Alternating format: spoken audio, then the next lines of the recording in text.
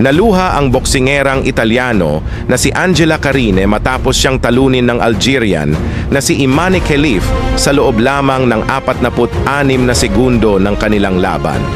Kaunti lamang ang nakakaalam na si Khelif na isang cisgender na babae ay may hyperandrogenism, isang kondisyon na nagpapataas ng antas ng testosterone at maaaring magpalakas ng kalamnan at lakas.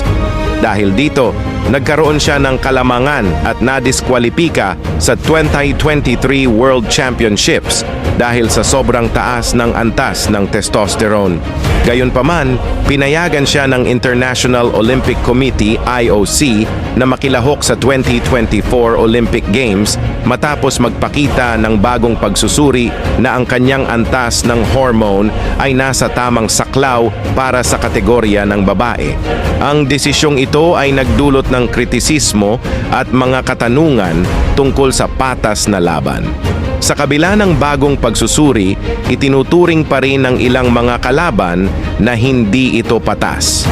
Sinabi ni Carine bago umalis sa ring, hindi ito patas. Dagdag pa niya, hindi ko trabaho ang magdesisyon kung tama o mali ito. Ginagawa ko lang ang trabaho ko bilang boksingera. Ang Mexican na boksingerang si Amparo Cruz, na nakalaban na rin si Khelif dati, ay naghayag din ng kanyang pag-aalala. Noong nakalaban ko siya, parang lampas na sa kaya ko. Ang mga suntok niya ay napakasakit. Hindi ko pa naranasan iyon sa 13 taon kong pagboboksing, kahit sa sparring kasama ang mga lalaki. Ang IOC ay nasa gitna ngayon ng kontrobersya dahil ang kondisyon ni Khelif na hyperandrogenism ay nagdudulot ng mga tanong tungkol sa patas na kompetisyon.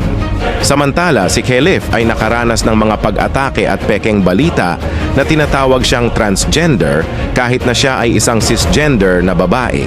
Hindi pa nareresolba ang kontrobersya at ang komunidad ng sports ay humihingi ng mga sagot at mga hakbang upang maiwasan ang mga ganitong sitwasyon sa hinaharap.